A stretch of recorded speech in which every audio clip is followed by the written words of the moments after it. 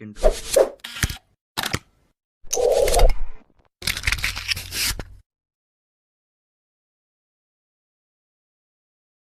Bonjour, j'espère que vous allez bien. Suite à vos demandes, on se retrouve avec une nouvelle vidéo de test de connaissances ou bien QCM. Cette fois-ci sera dédiée principalement au domaine de dédouanement des marchandises à l'international.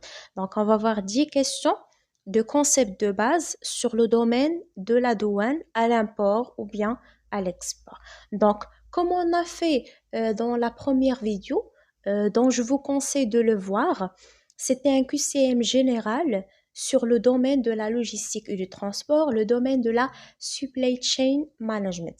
Donc, je vous conseille d'apporter donc un stylo afin de noter donc vos réponses. Donc, on va afficher la question, on va la lire ensemble et je vais vous donner donc 10 secondes avant d'afficher la bonne réponse. Donc, allons-y et commençons par la première question qui dit quel est le but de la valeur en douane lors du calcul des droits de douane?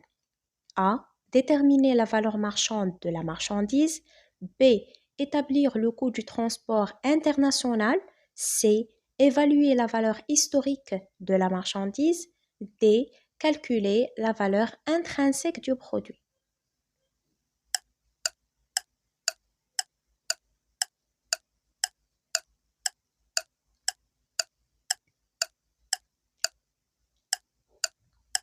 Donc, la valeur en douane, il sert à déterminer la valeur marchande de la marchandise. Donc, la valeur en douane, elle est basée sur la valeur marchande du produit. C'est un montant sur lequel les droits de douane et les taxes y sont donc calculés, soit lors de l'importation ou bien de l'exportation. Donc, ça permet de déterminer le montant des droits de douane qui sont applicables. Donc, il faut noter qu'il y en a donc plusieurs méthodes de calcul de la valeur en douane. Je pense que je vais consacrer une autre vidéo donc à part d'une série des exercices sur le calcul de la valeur en douane, le calcul des droits et taxes, etc. Donc allons-y à la deuxième question. Qu'est-ce que la zone franche dans le contexte douanier? A. Zone géographique avec des taxes élevées. B. Zone où des droits de douane maximaux s'appliquent. C. Région avec des avantages fiscaux pour le commerce. D. Zone restreinte pour le transport des marchandises.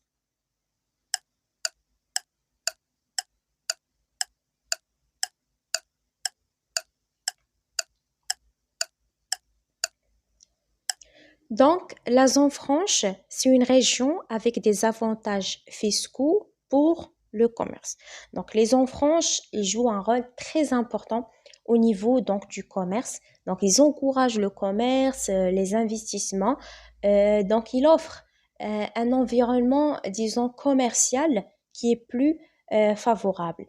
Au niveau, par exemple, des avantages fiscaux, au niveau des réglementations douanières qui sont simplifiées, la liberté de change, etc. Donc, allons-y maintenant à la troisième question. Qu'est-ce que le statut OEA? A. Un code d'identification des transporteurs. B. Un code de sécurité pour les envois internationaux. C. Un statut d'opérateur économique agréé. D. Un code d'exemption fiscale.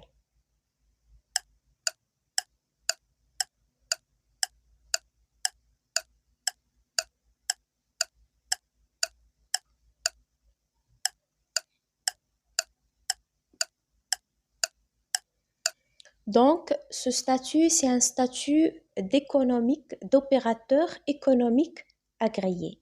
Ce statut, il offre aux entreprises qui l'obtiennent, donc il y en a plusieurs conditions afin d'avoir ce statut.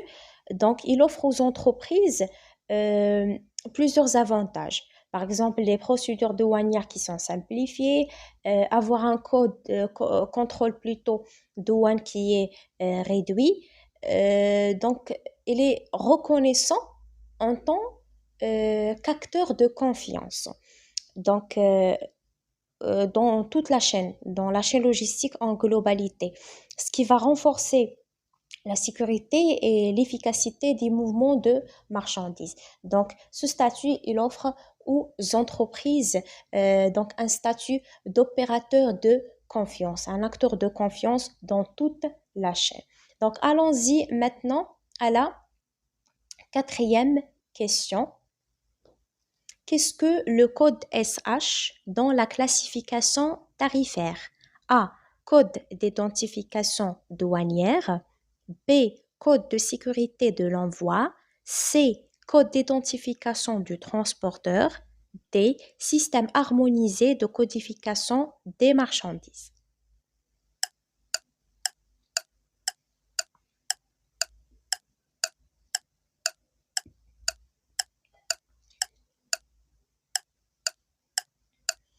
Donc, le code SH, c'est un système harmonisé de codification des marchandises. Donc, c'est une classification, un système de classification qui est international. Elle est développée par ce qu'on appelle l'OMD, l'Organisation mondiale des douanes. Il sert à quoi? Il sert de faire une classification et une identification qui sera reconnue à l'international des produits. Donc, chaque produit unique, il a une classification SH. Donc, il y en a plusieurs disons, numéros de classification. Ça dépend de la nature et la catégorie de la marchandise. Donc, ce qui va aider au niveau de la déclaration en douane, vu qu'il est reconnu internationalement, il va simplifier donc la déclaration en douane. Il détermine aussi les droits de douane et les taxes et les réglementations qui sont applicables donc aux différentes catégories de marchandises. Donc il faut faire bien attention parce que il faut choisir le bon numéro SH. La bonne classification donc elle est très importante. Donc je pense que je vais consacrer une vidéo sur comment déterminer le code SH, qui sont les règles à suivre afin de déterminer le code SH d'un tel produit. Donc, c'est très important. Par exemple, je vais vous donner quelques produits. On va classer ensemble et donner le code d'identification. Donc, allons-y maintenant à la cinquième question. Quel est le but de l'inspection non intrusive en douane? A. Examiner physiquement toutes les marchandises. B. Utiliser des technologies telles que des scanners sans ouvrir les colis. C. Inspecter uniquement les marchandises de grande valeur. D. Effectuer des inspections uniquement la nuit.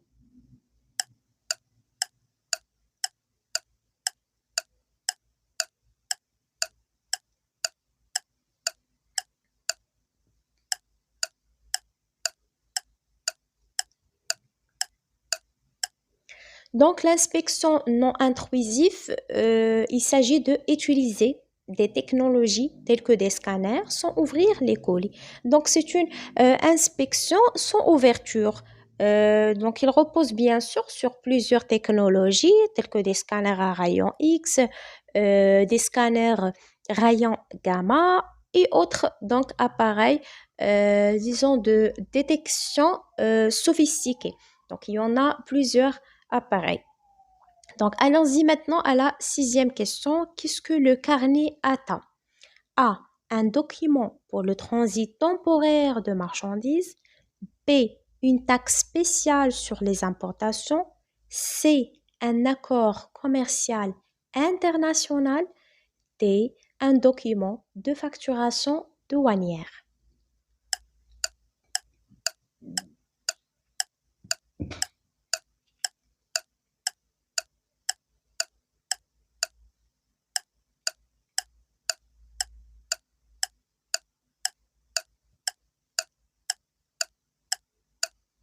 Donc, le carnet ATA, c'est un document pour le transit temporaire de marchandises.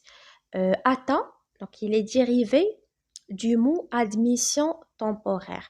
Donc, ce carnet ATA, il est utilisé et destiné aux marchandises qui entrent donc temporairement dans un pays. Quel est l'objectif? C'est de ne pas payer, avoir payé les droits de douane et les taxes. Parce que ce carnet, il est destiné aux marchandises qui ont, par exemple, pour objectif d'être présenté et exposé dans des foires, dans des événements culturels et autres donc occasions similaires. Donc, ces marchandises-là, ils vont entrer que temporairement pour un tel objectif d'exposition, foire, événements culturels, etc., pour ne pas payer donc les droits de douane et les taxes, puisque ils vont entrer donc euh, temporairement. Donc, à noter pour information qu'il y en a des pays qui participent pas au système du carnet ATA.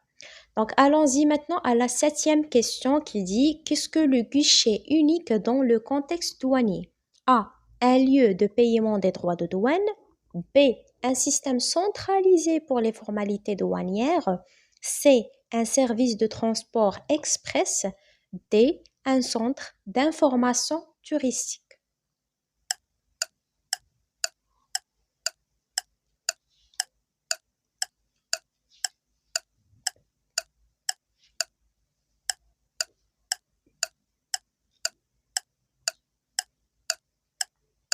Donc, le guichet unique, c'est un système centralisé pour les formalités douanières. Donc, c'est un point d'accès unique qui permet donc de lier les différents intervenants dans la chaîne logistique. Donc, il offre une certaine centralisation des procédures. Donc, afin d'assurer l'efficacité au niveau du traitement, l'automatisation des échanges de données. Donc, il assure aussi la transparence de ces données-là. Donc, l'utilisation de ce guichet, ça permet donc de et de euh, simplifier donc les processus administratifs du commerce international et assurer aussi la transparence. Donc, c'est un niveau de automatisation et digitalisation des échanges de données. Donc, allons-y maintenant à la huitième question. Quelle est la fonction du certificat d'origine? A. Établir la valeur de la marchandise. B. Vérifier le pays d'origine des marchandises. C. Calculer les droits de douane. D. Approuver la qualité des produits.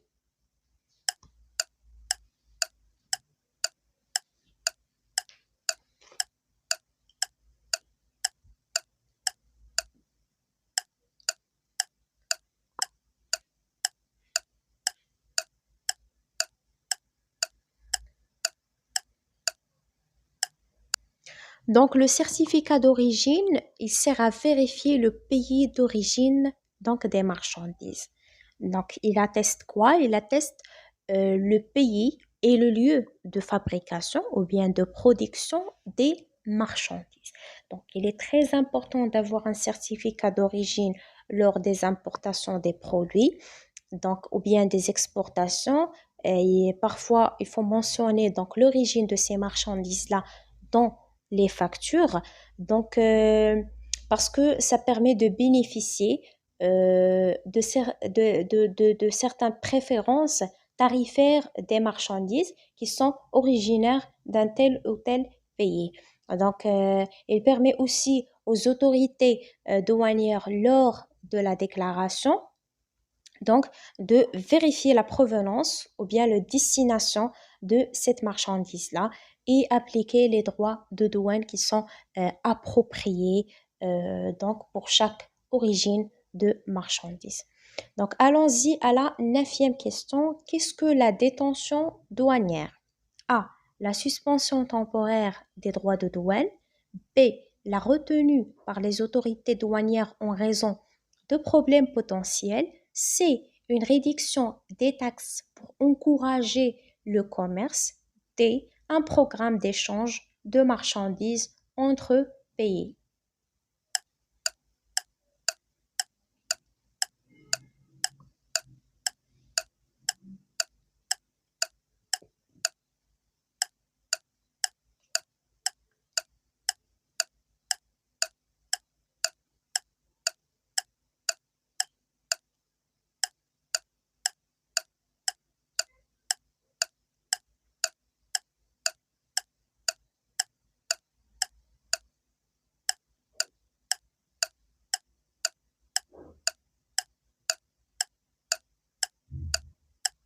Donc, la détention douanière, il s'agit donc du fait que les autorités douanières, donc, ils retiennent la marchandise en raison des problèmes potentiels.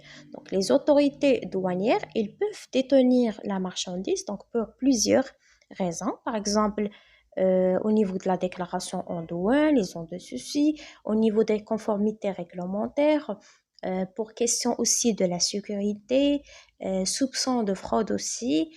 Donc, ils peuvent détenir cette marchandise et afin d'effectuer donc des inspections qui sont approfondies, par exemple un examen physique, visite physique de la marchandise, vérification aussi des documents. Donc, ils vont donc faire donc plusieurs inspections avant donc de donner donc la main levée à la marchandise. Donc, ils vont détenir les marchandises. Allons-y maintenant à la dernière question. Quelle est la différence entre un courtier en douane et un agent de fret? A. Le courtier en douane, il gère les transactions financières. L'agent de fret gère le transport physique. B. Le courtier en douane s'occupe du fret aérien. L'agent de fret du fret maritime. C. Le courtier en douane s'occupe des formalités douanières. L'agent de fret organise le stockage des marchandises. D. Il n'y a pas de différence significative entre les deux.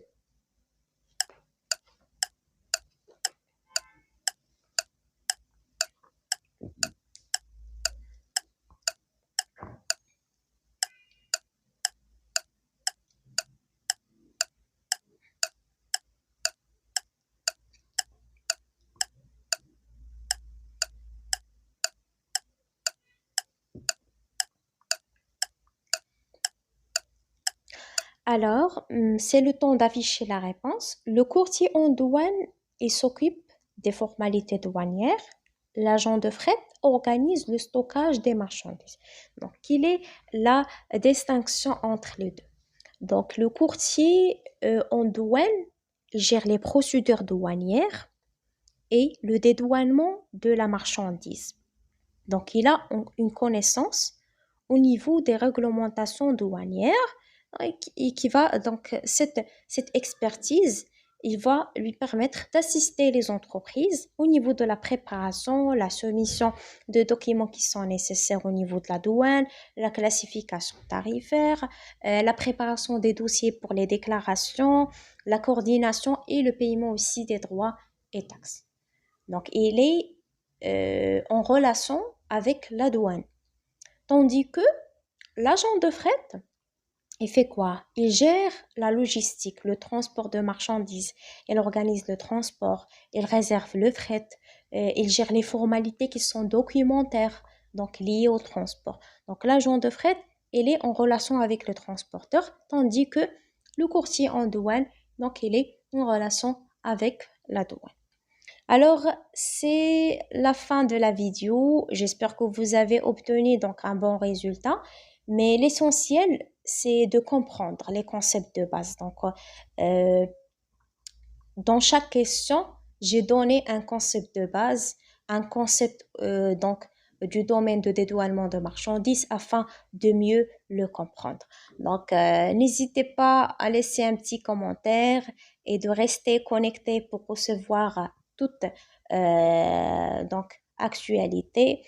Et merci et à la prochaine.